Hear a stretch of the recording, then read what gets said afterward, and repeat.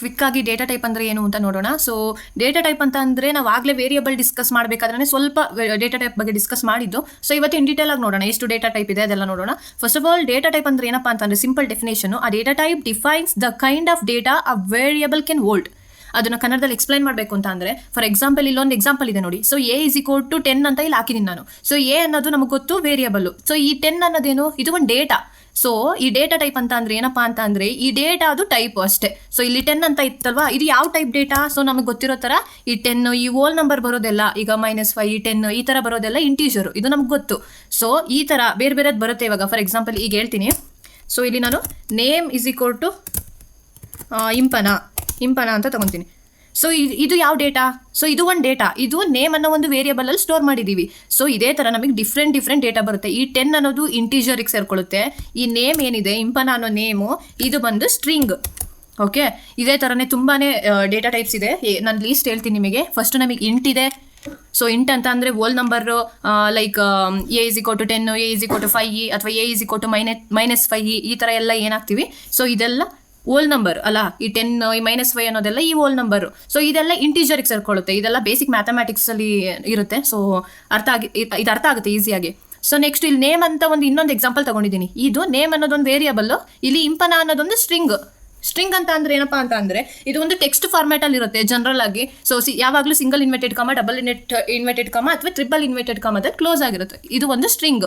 So next ನಮಗೆ ಬರುವಂತಹ data type ಏನಪ್ಪ ಅಂತ ಅಂದರೆ ಬೂಲಿಯನ್. ಸೊ ಬೂಲ್ ಅಂತ ಬರುತ್ತೆ.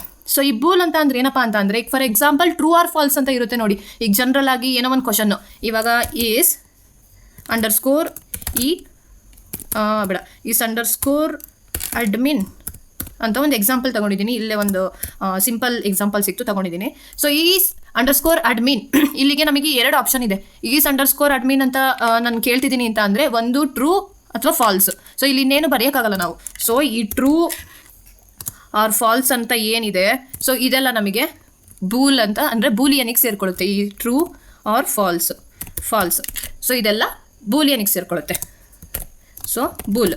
ಇನ್ನೊಂದು ಡೇಟಾ ಟೈಪ್ ಏನಿದೆ, ನೆಕ್ಸ್ಟ್ ಡೇಟಾ ಟೈಪ್ ಲೀಸ್ಟ್ ಮತ್ತು ಕಾಂಪ್ಲೆಕ್ಸ್ ಮತ್ತು ಸೆಟ್ ಇದೆ, ನನ್ನ ಡೇಟಾ ಟೈಪ್ ಇದೆ, ಮತ್ತು ಫ್ಲೋಟ್ ಡೇಟಾ ಟೈಪ್ ಇದೆ. ಫ್ಲೋಟ್ ಡೇಟಾ ಟೈಪ್ ಅಂತ ಅಂದರೆ ಸಿಂಪಲ್. ಇವಾಗ ಏನಪ್ಪ ಫ್ಲೋಟಿಗೆ ಒಂದು ಎಕ್ಸಾಂಪಲ್ ತೊಗೊತೀನಿ ನೋಡಿ. ಇವಾಗ ವೆಯ್ಟ್ ಈಸ್ ಈಕ್ವಲ್ ಟು 22 ಅಥವಾ ವೆಯ್ಟ್ ಎಲ್ಲ ಕಮ್ಮಿ ಇರಲ್ಲ, ಜಾಸ್ತಿನೇ 54.9 ಸುಮ್ಮನೆ ಈ ಥರ ಎಕ್ಸಾಂಪಲಿಗೆ ತೊಗೊಂಡಿದ್ದೀನಿ.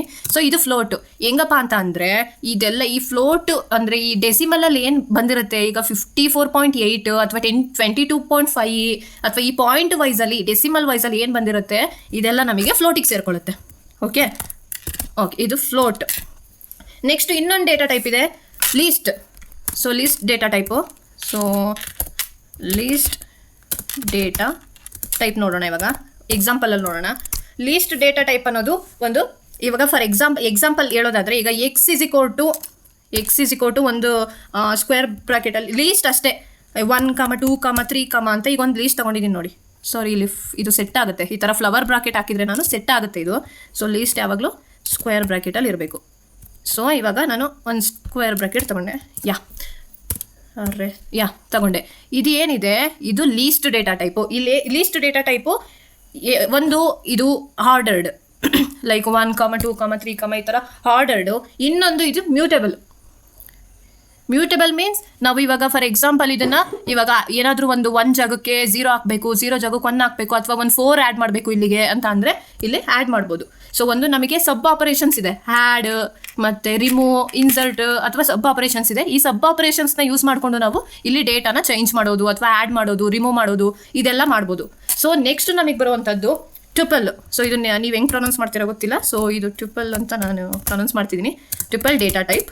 ಸೊ ಈ ಡೇಟಾ ಟೈಪ್ ಏನಪ್ಪ ಅಂತ ಅಂದರೆ ಸೇಮ್ ಬಟ್ ಇದು ಇಮ್ಯೂಟಬಲ್ ಮೀನ್ಸ್ ಈಗ ಎಕ್ಸಾಂಪಲ್ ತೊಗೊತಾ ಇದ್ದೀನಿ. So x is equal to ಈ ಒಂದು ಪ್ಯಾರಾಂಥಿಸಿಸಲ್ಲಿ ಬರುತ್ತೆ 1, 2, 3 ತೊಗೊಂಡಿದ್ದೀನಿ.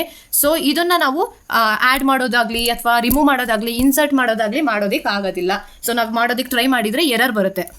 ಸೊ ನೀವು ಟ್ರೈ ಮಾಡಿ. ಇವತ್ತು ಸ್ವಲ್ಪ ನೆಟ್ವರ್ಕ್ ಇಶ್ಯೂ ಇರೋದ್ರಿಂದ ನಾನು ಲೈವ್ ಆಗಿ ನಿಮಗೆ ಪ್ರಾಕ್ಟಿಕಲಾಗಿ ಮಾಡಿ ತೋರಿಸೋಣ ಅಂತ ಇದ್ದೆ. ಸೊ ಏನೋ ನಂದು ನೆಟ್ವರ್ಕ್ ಇಶ್ಯೂ ಇರೋದ್ರಿಂದ ಇದನ್ನು ರನ್ ಮಾಡೋದಕ್ಕೆ ಆಗ್ತಿಲ್ಲ. ಸೊ ಇದೊಂದು ರನ್ ಆಯಿತು, ಇದೊಂದು ರನ್ ಆಯಿತು, ಮತ್ತೆ ಇನ್ನೆಲ್ಲ ರನ್ ಆಗ್ತಿಲ್ಲ. ಸ್ವಲ್ಪ ಟೈಮ್ ತೊಗೊತಿದೆ, ಅದಕ್ಕೋಸ್ಕರ ರನ್ ಮಾಡ್ತಿಲ್ಲ. ಸೊ ನೆಕ್ಸ್ಟ್ ನೆಕ್ಸ್ಟ್ ಬರುವಂಥದ್ದು ಸೆಟ್ ಅನ್ನೋದು ಸಿಂಪಲ್. ಇವಾಗ ತಗೊತೀನಿ ಒಂದು ಎಕ್ಸಾಂಪಲ್ಲು. ಸೆಟ್ ನೋಡೋಣ ಇವಾಗ. So S is equal to flower ಬ್ರ್ಯಾಕೆಟಲ್ಲಿ ಏನೇ ಬರೀತೀವಲ್ವ ಅದೆಲ್ಲ ಸೆಟ್ಟಿಗೆ ಸೇರಿಕೊಳ್ಳುತ್ತೆ. 1, 2, 3, 4 ಇದನ್ನು ನೀವು ಹಿಂಗೆ ಹಾಕೊಂಡು ಹೋಗ್ಬೋದು. ಸೊ ಇದೆಲ್ಲ ಸೆಟ್ಟಿಗೆ ಸೇರಿಕೊಳ್ಳುತ್ತೆ. ಈ ಸೆಟ್ ಅನ್ನೋದು ಏನಿದೆ, ಈ ಸೆಟ್ ಅನ್ನೋದು ನಾವು ಈ ಸೆಟ್ಟನ್ನು ಕೂಡ ನಾವು ಮ್ಯೂಟಬಲ್ ಮೀನ್ಸ್ ಚೇಂಜ್ ಮಾಡ್ಬೋದು. ಆ್ಯಡ್ ಮಾಡೋದಾಗಿರ್ಬೋದು, ಅಥವಾ ರೀಪ್ಲೇಸ್ ಮಾಡೋದಾಗಿರ್ಬೋದು, ಅಥವಾ ಇನ್ನೇನು ಮಾಡ್ಬೋದು, ರಿಮೂವ್ ಮಾಡೋದಾಗಿರ್ಬೋದು, ಅದೆಲ್ಲ ಮಾಡ್ಬೋದು ಇದರಲ್ಲಿ. ಸೊ ಇವಾಗ ಇದನ್ನು ನಾನು ನಿಮಗೆ ಎಕ್ಸಾಂಪಲ್ ತೋರಿಸ್ತೀನಿ ಸೆಟ್ಟಲ್ಲಿ ಹೇಗೆ ವರ್ಕ್ ಆಗುತ್ತೆ ಅಂತ. ಸೊ ಇವಾಗ ಎಸ್ ಅಂತ ಒಂದು ಸೆಟ್ ತೊಗೊಂಡಿದ್ದೀನಿ. 1, 2, 3, 4. ಈಗ basic operations like add, remove ಇದೆಲ್ಲ ಇದೆಯಲ್ಲ, ಸೊ ಆಪರೇಷನ್ನ ಯೂಸ್ ಮಾಡ್ಕೊಂಡು ನೋಡೋಣ ವರ್ಕ್ ಆಗುತ್ತಾ ಅಂತ. So S is equal to set ತೊಗೊಂಡಿದ್ದೀನಿ. ಸೊ ಎಸ್ ಡಾಟ್ ರಿಮೂವ್ ಯಾವ್ದು ಕೊಡಲಿ, 2 ಕೊಡ್ತೀನಿ. ಸೊ ರಿಮೂವ್ 2 ಕೊಟ್ಟಿದ್ದೀನಿ. ಸೊ 2 ಕೊಟ್ಬಿಟ್ಟು ನಾನು ಇವಾಗ ಪ್ರಿಂಟ್ ಎಸ್ ಕೊಡ್ತೀನಿ. ಏನು ಬರುತ್ತೆ ನೋಡೋಣ. ಪ್ರಿಂಟ್ ಎಸ್ ಕೊಡ್ತೀನಿ. ಸೊ ಇದೆಲ್ಲ ನಾನು ಕಮೆಂಟ್ ಮಾಡಿಬಿಡ್ತೀನಿ. ಸೊ ಕಮೆಂಟ್ ಮಾಡೋದು ಅಂತಂದರೆ ಏನಪ್ಪ ಅಂತಂದರೆ, ಇವಾಗ ಜನರಲಿ ಈಗ ನಾನು ಈ ಕೋಡ್ನ ರನ್ ಮಾಡಿದರೆ ಸ್ಟಾರ್ಟಿಂಗಿಂದ ರನ್ ಆಗುತ್ತೆ. 1 ಕೂಡ A = 10 ಇದೆಯಲ್ಲ ಅಲ್ಲಿಂದ ರನ್ ಆಗುತ್ತೆ. ಸೊ ನಮಗಿಷ್ಟು ಬೇಡ, ಅವಶ್ಯಕತೆ ಇಲ್ಲ. ಸೊ ಅದಕ್ಕೋಸ್ಕರ ನಾವು ಇಲ್ಲಿ ಆ್ಯಶ್ನ ಅದ್ರ ಮುಂದೆ ಆ್ಯಡ್ ಮಾಡಿದರೂ ಕೂಡ ಕಮೆಂಟ್ ಆಗುತ್ತೆ.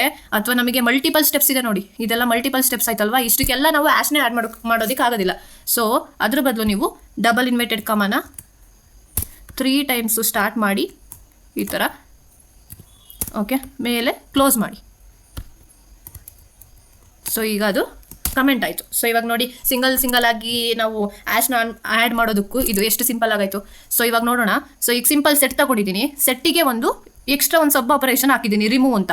ರಿಮೂವ್ 2 ಅಂತ ಕೊಟ್ಟಿದ್ದೀನಿ. ನೋಡೋಣ ಇದು ರಿಮೂವ್ ಮಾಡುತ್ತಾ ಇಲ್ವಾ ಅಂತ, ನಮಗೆ ಔಟ್ಪುಟ್ ಏನು ಬರುತ್ತೆ ನೋಡೋಣ.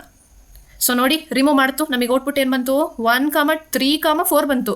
ರಿಮೂವ್ ಮಾಡ್ತು. ಇದೇ ಥರನೇ ನಮಗೆ ತುಂಬ ಆಪರೇಷನ್ಸ್ ಇದೆ. ನಿಮಗೆ ಆಪರೇಷನ್ ಸಬ್ ಆಪರೇಷನ್ಸ್ ಏನಾದರೂ ಲೀಸ್ಟ್ ಬೇಕು ಅಂತ ಅಂದರೆ ನೀವು ಮೆಸೇಜ್ ಮಾಡಿ ಅಥವಾ ಕಮೆಂಟ್ ಮಾಡಿ, ನಾನು ಹಾಕ್ತೀನಿ. ಈ ಥರ ತುಂಬ ಇದೆ, ಆ್ಯಡ್ ಮಾಡ್ಬೋದು ನಾವು ಇಲ್ಲಿ. ನೆಕ್ಸ್ಟ್ ನಮಗೆ ಇನ್ನೊಂದು ಡೇಟಾ ಟೈಪ್ ಇದೆ, ನನ್ನ ಡೇಟಾ ಟೈಪ್ ಅಂತ. ಇದಕ್ಕೆ ಒಂದು ಸಿಂಪಲ್ ಆಗಿ ಎಕ್ಸಾಂಪಲ್ ಕೊಡೋಣ ಅಂತ ಒಂದು ರೆಡಿ ಮಾಡ್ಕೊಂಡಿದ್ದೀನಿ. ಫಾರ್ ಎಕ್ಸಾಂಪಲ್ ಇವಾಗ ಅದನ್ನು ಸಿಂಪಲ್ ಆಗಿ ಅರ್ಥ ಮಾಡ್ಕೋಬೇಕು ಅಂತ ಅಂದರೆ, ಇವಾಗ ಒಂದು ಸೈಟ್ ತಗೊಂಡಿರ್ತೀರಾ. ಸೊ ಅದನ್ನು ರಿಜಿಸ್ಟರ್ ಮಾಡ್ಕೋಬೇಕಾಗಿರುತ್ತಲ್ವಾ. ಸೊ ರಿಜಿಸ್ಟರ್ ಮಾಡ್ಕೊಬೇಕಾಗಿರುತ್ತೆ. ಸೊ ಅದೇ ಥರ ಇವಾಗ ಎಕ್ಸ್ ಅನ್ನೋ ಒಂದು ವೇರಿಯಬಲ್ ಇರುತ್ತೆ, ನಮಗೆ ಅದರದ್ದು ವ್ಯಾಲ್ಯೂ ಗೊತ್ತಿರಲ್ಲ. ಬಟ್ ಆದರೂ ನಮಗೆ ಇದನ್ನು ಖಾಲಿ ಬಿಡೋಕ್ಕೆ ಇಷ್ಟ ಇರಲ್ಲ. ಸೊ ಈ ಒಂದು ಸ್ಪೇಸಿಗೆ, ಈ ಎಕ್ಸಿಗೆ ಏನಾದರೂ ಒಂದು ಡೇಟಾ ಕೊಡಬೇಕು, ನಾವು ಖಾಲಿ ಬಿಡೋದಕ್ಕೆ ಇಷ್ಟ ಇಲ್ಲ. ಆ ಟೈಮಲ್ಲಿ ನಾವು ಸೊ ಅದಕ್ಕೆ ನನ್ ಅನ್ನೋದನ್ನ ಯೂಸ್ ಮಾಡ್ತೀವಿ. ಸೊ ನನ್ ಅಂತ ಯೂಸ್ ಮಾಡಿದರೆ ಇದು ಇರೋ ಥರನೂ ಇರುತ್ತೆ, ವ್ಯಾಲ್ಯೂ ಡಿಫೈನ್ ಆಗಲ್ಲ.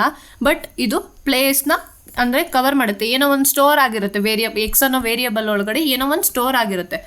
So this is the data type.